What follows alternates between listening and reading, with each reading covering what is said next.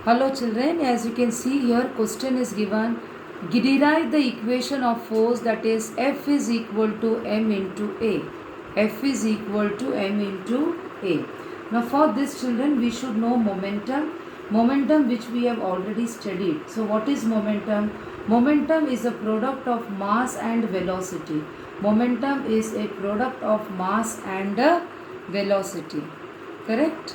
Now the force necessary to cause a change in the momentum of an object depends upon the rate of change of momentum. I repeat, the force necessary to cause a change in the momentum of an object depends upon the rate of change of momentum. The rate of change of momentum means the change in momentum in unit time. The change in momentum in unit time. So this is what we are going to make use of, and we are also going to make use of second law of motion. The rate of change of momentum is proportional to the applied force, and the change of momentum occurs in the direction of the force. The rate of change of momentum is directly proportional to the applied force, and the change of momentum occurs in the direction of the force. So two things we are making use here children. One is the definition of momentum, and second, Newton's second law of motion. Newton's second law of motion. Now suppose an object of mass m has initial velocity u. This is small letter u. And when force is applied, capital letter F, when a force is applied, its velocity becomes v. Its velocity becomes v. So what is the starting velocity of the object? Starting velocity of the object, the initial velocity of the object is u. What is applied on the object? A force is applied, which is shown by capital letter F, and there is a change in velocity, and this velocity, which is shown by small letter t, is called as the final velocity. I hope now the things are clear to you. Initial velocity shown by small letter u, force is shown by capital letter F, and the final velocity is shown by small letter v, and the mass of the object is taken as small letter m. We know that momentum is a product of mass into velocity. Momentum is a product of mass into velocity. So if my velocity is the initial velocity, the momentum that I will get, that will also be initial momentum. Momentum product of mass into velocity. Here mass is m and my initial velocity is u. So initial momentum is equal to m into u. Coming to the next one, similarly, final momentum. Again children, momentum is mass into velocity. Here mass is small letter m and my final velocity is v. So final momentum is m into v. Now change in momentum. Change in momentum is given as final momentum minus the initial momentum. Final momentum minus the initial momentum. Final momentum is mv and initial momentum is mu. Now, and children, the letter that is used to show momentum is given by letter P. It is shown by letter P. Now what? Rate of change of momentum. What is this rate of change of momentum?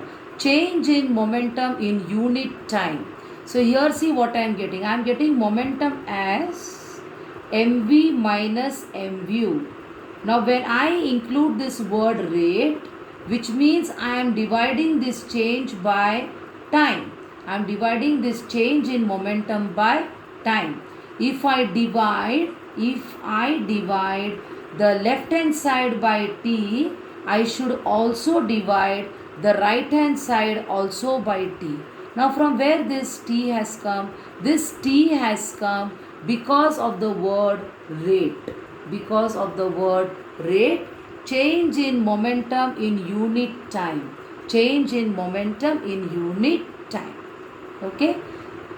At start, how it was? It was only momentum P is equal to mv minus mu. Since we introduced the word rate, we are dividing both the sides by t.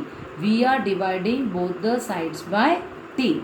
Now children, if from mv and mu, I can take m as common. I can take m as common. So what am I left with? V minus u by t. V minus u by t. What is V minus u by t? This V minus u by t is nothing but acceleration.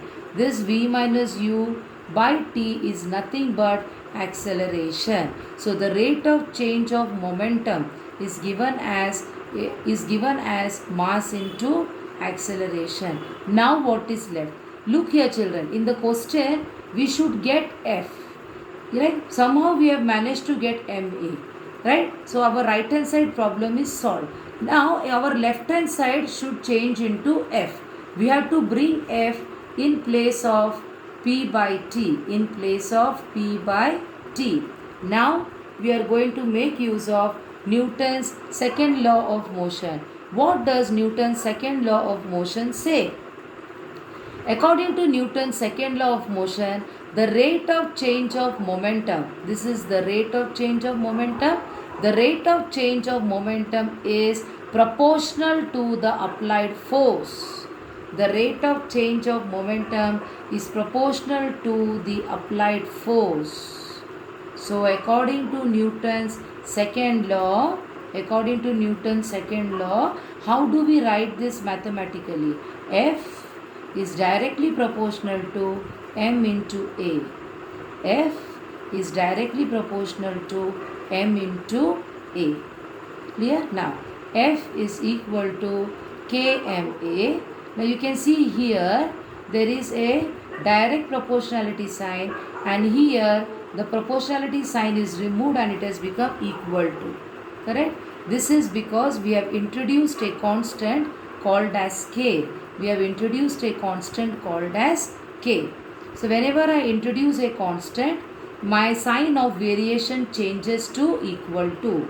Whenever I introduce a constant, my sign of variation changes to equal to. Children, this we have already studied in the chapter variation in 8th standard. Right? Now what is k? K is a constant of proportionality. K is a constant of proportionality. What if I take k as equal to 1? In this equation, what if I take k equal to 1? Then in that case, k will become 1, and what is left? M into A. So 1 into M into A will give you M into A. Will give you M into A. Okay? So F is equal to mass into acceleration. Mass into acceleration. If, now there is something to remember. If same force is applied on different objects, if same force is applied on different objects, the change in momentum is same. I repeat, if same force is applied on different objects, change in momentum is the same. Change in momentum is the same. Okay? Now children, when we are talking about force, in SI system, the unit of force is Newton. In SI system, the unit of force is Newton. That is, in SI system, the unit of force is Newton, and in CGS system, the unit of force is dyne. The unit of force is dyne. I repeat, the unit of force in SI system is Newton, and the unit of force in CGS system is dyne. Is dyne. Now they can ask you a question like this. When will you say that a force of 1 Newton is applied? They can ask you a question. When will you say that a force of 1 Newton is applied? So how do you answer? The force necessary to cause an acceleration of 1 meter per second square in an object of mass 1 kg is called 1 Newton. The force necessary to cause an acceleration of 1 meters per second square in an object of mass 1 kg is called 1 Newton. Now what is the meaning of this? Children, we will say that force of 1 Newton is applied, correct? And look here children, mass into acceleration. So to get a force, or when a force of 1 Newton is applied, in that case your mass is going to be 1 kg and your acceleration is going to be 1 meter per second square.